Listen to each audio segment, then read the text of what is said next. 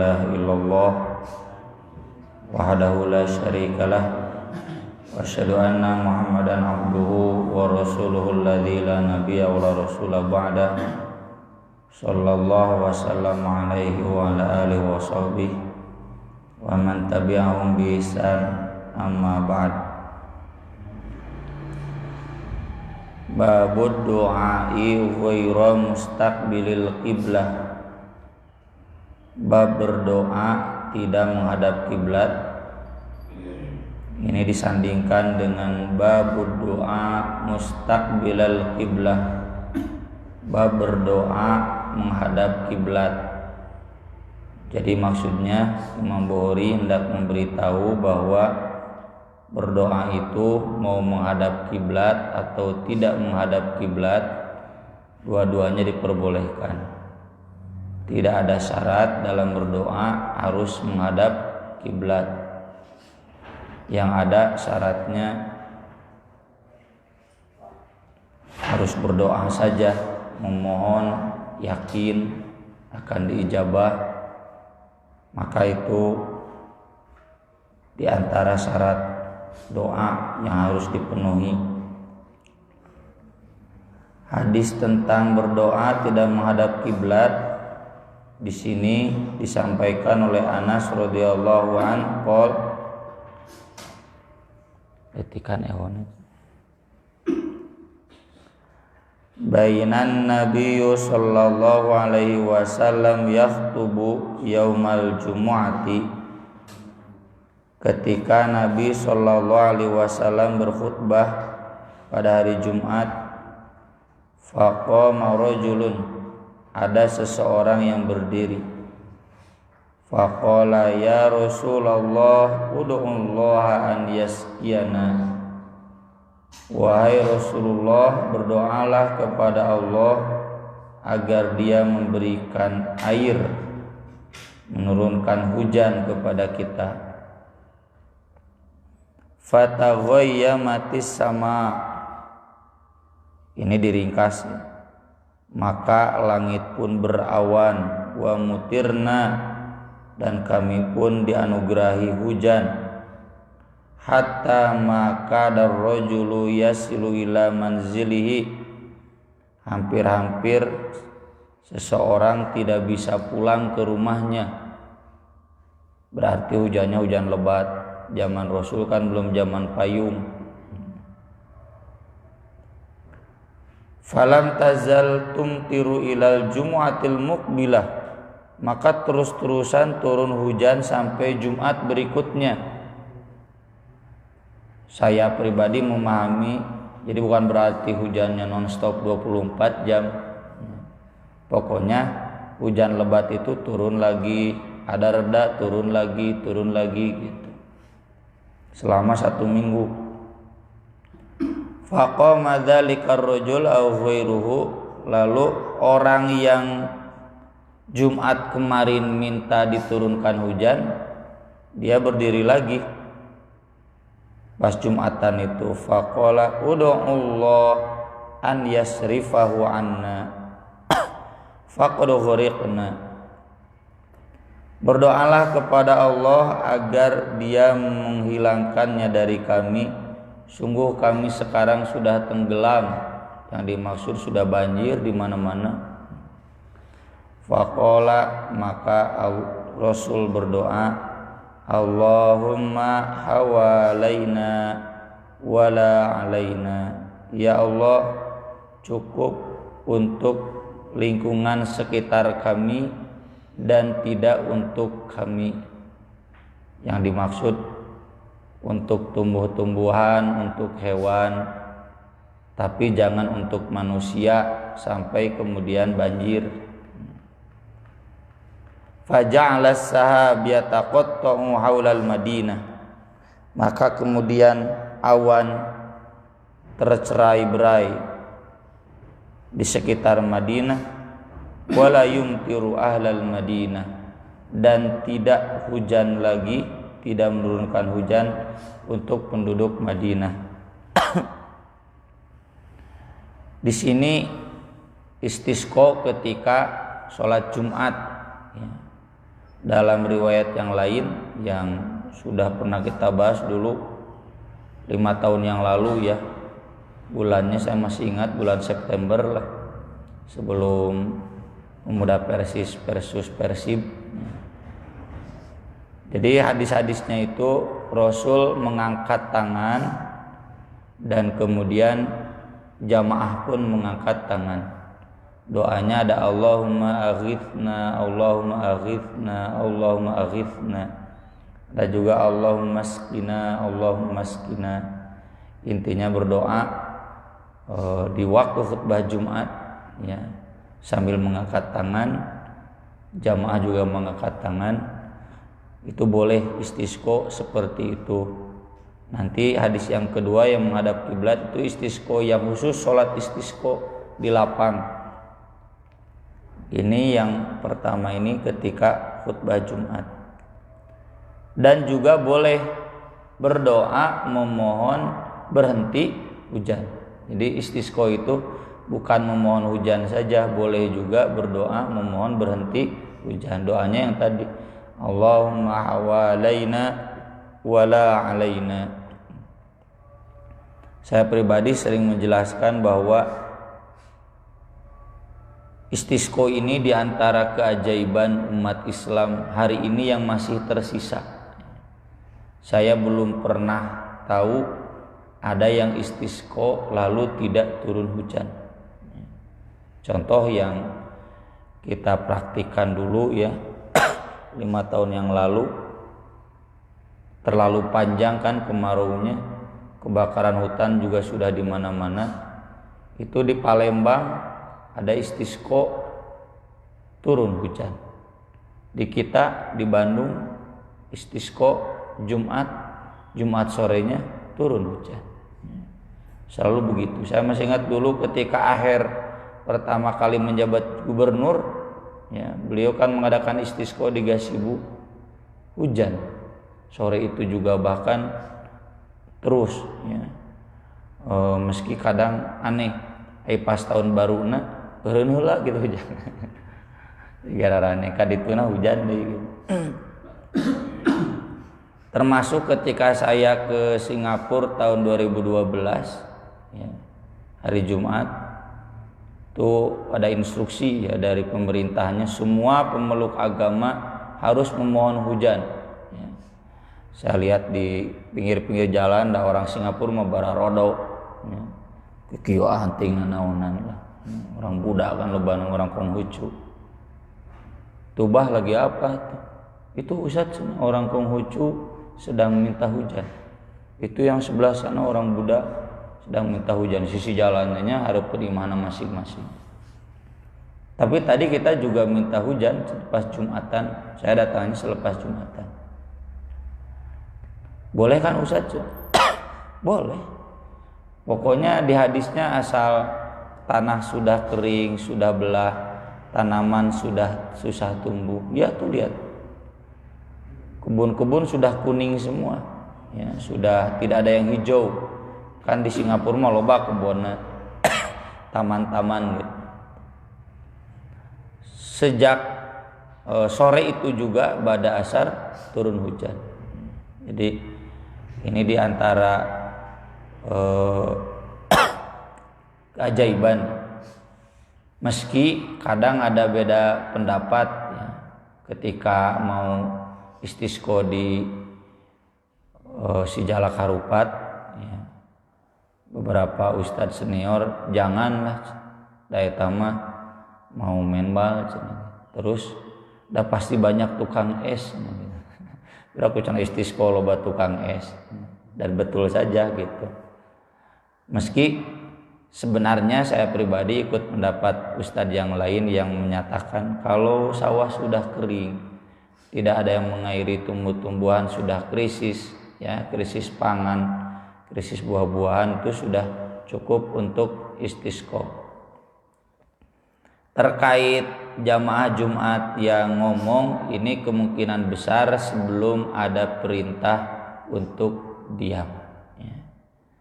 Kesininya kan ada perintah jamaah Jumat itu tidak boleh ngomong, bahkan menegur orang lain pun tidak boleh. Jadi kalau ada usulan mau istisqa di sholat Jumat itu jangan ketika khutbah, sebelumnya saja kepada khotib mohon ada istisqa. Kemudian yang kedua, ini Nabi sedang khutbah kan, berarti tidak sedang menghadap kiblat, sedang menghadap arah yang berlawanan dengan kiblat. Jadi boleh, nggak harus dulu menghadap kiblat. Meski di hadis berikutnya ini tentang sholat istisqa yang khusus di musola. Musola itu lapang ya. Dari Abdullah bin Zaid, qala kharajan Nabi sallallahu alaihi wasallam ila hadzal musalla yastasqi fada'a wastasqa thumma istaqbala al-qiblah wa qala baridaahu. Nabi sallallahu alaihi wasallam keluar ke musola untuk istisqa dan berdoa, dan lalu beliau istisqa kemudian menghadap kiblat dan membalikan selendangnya, dibegitukan ya. Itu para ulama ada yang menjelaskan di antara adabnya, jadi harus bawa selendang ya, nanti dibegitukan, sorban lah menayana. Nah memang hadis-hadisnya begitu ya. Ada juga yang menyebut tidak, tapi kebanyakan ulama menyebut begitu saja untuk istisqa itu, karena itu untuk membalikkan awan katanya. Ada ulama menjelaskan seperti itu. Karena ini perbuatan, jadi tentu tidak jadi syarat ya. Kalaupun diamalkan kita jangan banyak protes.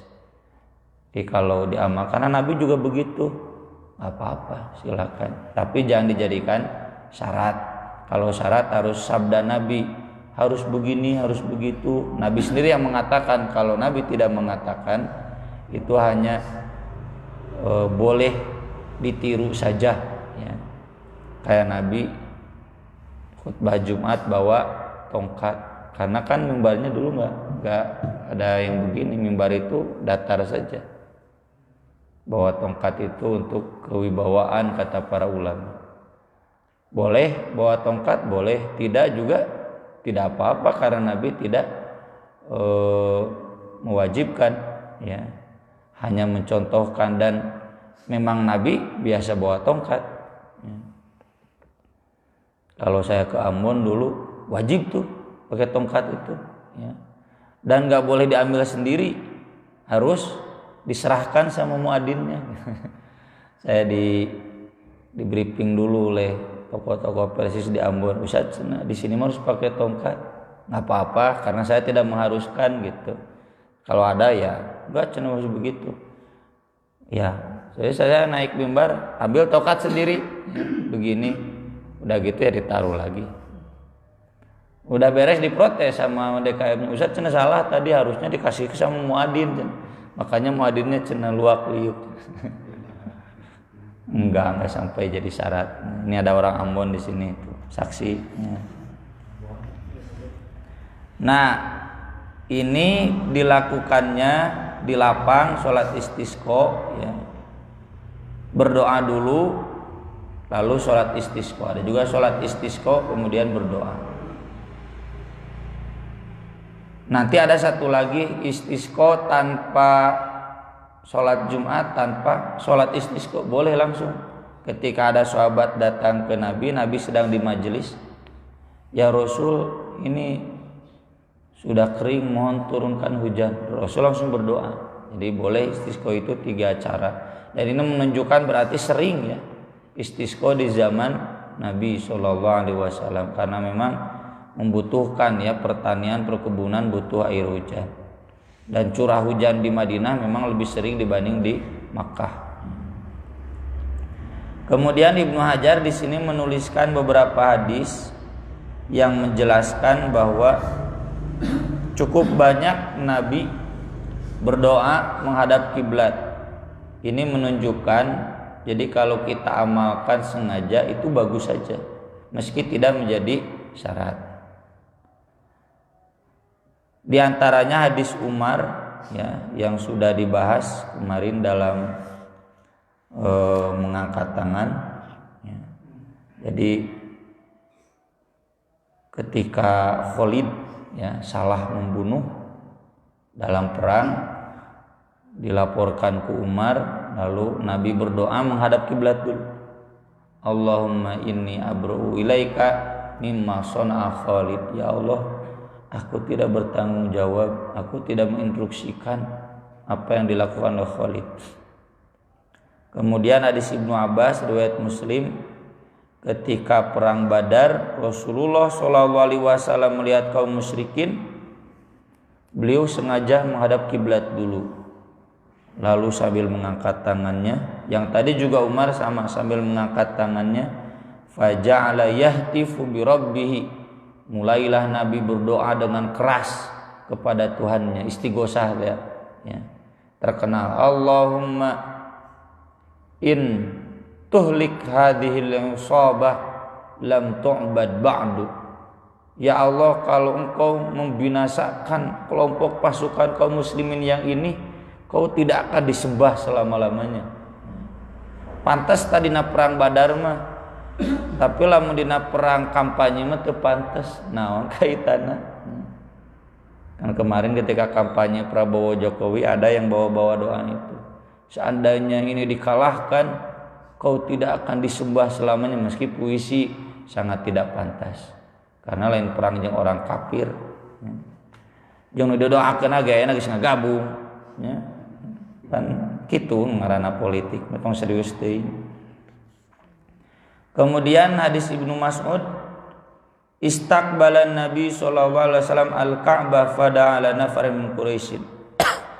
Ini hadisnya sudah dibahas dulu pas pembahasan Sahih Muslim. Nabi ketika sholat diganggu, ditindihan ku kadut, ya, berat atau kadut, sampai nggak bisa berdiri lagi. Itu sudah sholat berkat Fatimah juga, dan Fatimah yang masih remaja ya, masih santri. Kalau sekarang tuh mencak-mencak, menunjuk-nunjuk, dan nggak ada yang berani melawan Fatimah. Nabi langsung berdoa. Ya, disebutkan kan 7 orang Quraisy yang abdan idza shalla, itu ara'aital ladzi yanha abdan idza shalla. Dan 7-7-nya semuanya mati pada perang Badar dalam keadaan mengenaskan. Ini Nabi berdoanya sambil mengangkat tangan di Ka'bah.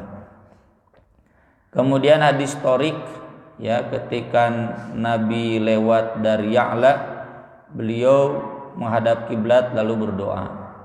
Dan hadis Ibnu Mas'ud, ketika Rasulullah datang ke kuburan Abdullah bin Najadain, ketika beres menguburkan, beliau menghadap kiblat sambil mengangkat tangan. Jadi boleh ya berdoa yang sesudah istaghfiru li akhikum, beres penguburan, lalu kemudian menghadap kiblat Rasul dan mengangkat tangan, boleh. Meski tidak berarti setiap beres penguburan berdoanya harus mengangkat tangan, karena tidak selalu dilaporkan demikian, cuma pernah dilaporkan demikian. Pernah mah berarti boleh sekali-kali sambil menghadap kiblat. Jadi artinya di sini menyengajakan kita menghadap kiblat ketika berdoa itu bagus ya, meski tidak menjadi syarat, karena cukup sering Rasulullah SAW berdoa sengaja menghadap kiblat. Kemudian babu da'watin Nabi sallallahu alaihi wasallam li khadimihi bitulil umur wa bi kathrati malihi. Doa Nabi sallallahu alaihi wasallam untuk pembantunya panjang umur dan banyak harta. Ini hadisnya sudah pernah dibahas dulu di bab apa saya lupa lagi, di bab sholat ya dulu, dan juga sudah saya tulis di buletin At-Taubah, judulnya karena kesolihan Ummu Sulaim. Ummu Sulaim ini ibunya Anas kakak tertuanya Sulaim, jadi dinibatnya bukan Ummu Anas tapi Ummu Sulaim. Ummu Sulaim ini yang rela ditinggalkan suaminya, diceraikan oleh suaminya karena kekeh mengajarkan Islam kepada Anas bin Malik. Jadi siap pisah jeung salaki, namun salaki mumul dibawakan Islam. Dan Ummu Sulaim ini yang mensyaratkan Abu Tolha ini suami barunya, ayah tiri Ummu Sulaim, boleh kamu jadi suami saya, melamar saya, tapi harus masuk Islam dan harus banyak sodakoh.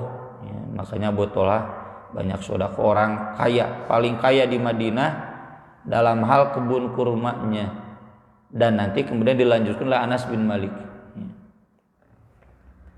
Ummu Sulaim ini yang menitipkan anaknya ke Nabi. Ketika Nabi hijrah ke Madinah, usia Anas itu 9 tahun lebih menjelang 10. Karena Ummu Sulaim single parent, Anas ditugaskan diam di rumah Nabi jadi pembantu Nabi. Diboleh ya nitip anak ke ustad itu, boleh. Ngan ayeuna mah sing ngarti we. Tong nitip unggul. Boleh nitip ke ustad di rumah buat jadi pembantu ya. Mengharapkan barokah keluarga Nabi. Dan banyak itu kan Ibnu Abbas ya. Ibnu Abbas di rumah Maimunah. Ini Anas di rumah yang mana memang tidak disebutkan. Dan Ummu Sulaim ini yang sering memberi makan ke Nabi. Jadi kalau Anas lapor Nabi cenah belum makan udah 3 hari, panggil Nabi atau dikirim makanan ke Nabi, sehingga Nabi SAW sering mendoakan keluarga Ummu Sulaim. Tah kitu mun yang didoakan ku ustad teh ngungkul minta doana bari tarabura bere. Ummu Sulaim itu banyak memberi, banyak ngajak makan. Kemudian ini kejadiannya kan yang pernah kita bahas dulu juga di bab saum. Mengundang Nabi makan ke rumahnya, Nabi pun datang, tapi karena Nabi sedang saum, Nabi menolak. Itu yang kita jadikan dalil bahwa orang yang saum tidak harus buka ketika ada yang menyuguhi makanan. Tong dijadikan dalil nyawalan teu diamalkeun teh kulantaran loba nu nyuguhan, nggak boleh. Atau ini mau saum tengah bulan bentrok hari Ahad, aya hajat saum cenah teu pararuguh nafsu eta. Tapi memang untung ya saumnya sunat, coba saum wajib. Di jalan Nabi sahabat sudah biasa. Ada hajat, ada pernikahan datang tanpa makan. Da urang memikirna geus matre. Rugi cenah ngamplop teu dahar. Kan dibere mie unggul mie atah. Matre mikirna lain spiritual, doanya, barokahnya gitu. Nah, kemudian kata Nabi SAW, ayo kita sholat. Sholat itu kata Ibnu Hajar sebagai pengganti atau pelipur lara buat tamu yang menyuguhkan makanan lalu makanannya tidak dimakan. Ya, misalkannya biasakan dulu yang sering kecewa tanda kutip ya. Lagi di bejaan main lagi. Tong masak jang Ustaz Sidik Amin mah tara makan malam. Keukeuh we gitu. Masak, cuma piraku itu bedang ngebejaan cek pun bapak. Beresna kemudian maksa. Cenah usah mengetu dituang-tuang acan. Cenah usah ereun ge apaleun, cenah anak mata ratuang teh wengi teh cek si bapak teh cek urang geus dibejaan ulah. Sedikit tidak makan malam ya. Karena bahaya kan, kolesterol dan lain-lain. Keur urang malah teu nanaon. Kalau ustad mah ulah soalnya banyak makan. Nah, kalau menolak makan takut menyinggung hati yang menyuguhkan makanan, maka diganti dengan doa. Dan saat itu Nabi doanya sambil sholat. Sudah sholat kemudian berdoa. Sholatnya sholat mutlak. Kalau Ibnu Hajar menyebutnya juga sholat hajah, sholat hajat. Jadi kalau kita punya keperluan, kepentingan, sholat saja. Itu sah, nih hadisnya riwayat Bukhari. Gak usah dikaitkan dengan sholat hajat yang doib. yang ada doa khusus, tah eta mah doib gitu, tong diamalkeun. Ini yang sahih, yang ini kalau kita ada keperluan sholat 2 rakaat lalu berdoa. Jadi kayak di sekolah-sekolah kalau mau UN ada sholat duha berjamaah. Wah UN mata sholat duha moal poe. Kalau mau ada keperluan sholat hajat. Ya. Dan boleh berjamaah karena saat itu Nabi, kemudian Anas dan keluarganya, lalu Ummu Sulaim dan nenek Anas, Ummu Haram. Ya, Haram itu paman Anas yang terbunuh dibantai di sumur Maunah yang kemudian Nabi kunut. Ya, Haram itu pamannya Anas. Nah, beres berdoa lalu kata Ummu Sulaim, ya Rasulullah, khadimuka Anas ud'ullah lah. Kalau dalam bahasa lain, khuwaisati, ya Rasul mohon doa khusus buat orang yang spesial untukku. Nabi tanya, saha? Khadimuka Anas, itu pembantu Anda Anas. Ini jadi dalil yang kemarin ya, boleh memohon doa khusus ke orang solih, bukan untuk kita, bahkan untuk orang lain termasuk anak kita. Jadi mun aya ustad teh manfaatkeun. Ustad nyungkeun doana ieu kanggo pun anak. Dan ustad boleh mendoakan seperti di sini.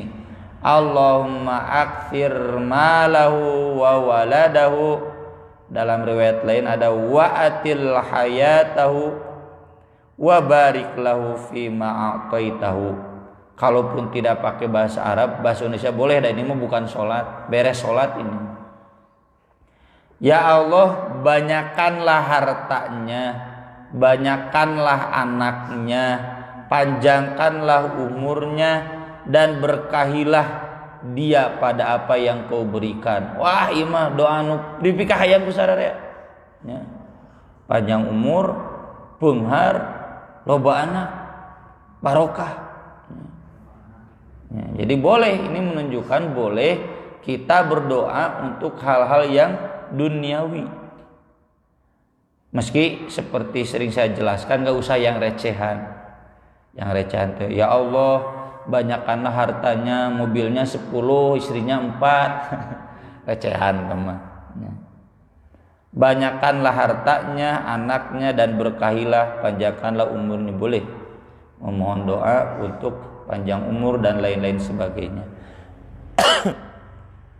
Atau kita sendiri yang mendoakan anak-anak kita agar beunghar, panjang umur berarti sehatnya, beunghar, kaya, sehat, kemudian banyak anak dan berkah. Boleh, silakan didoakan.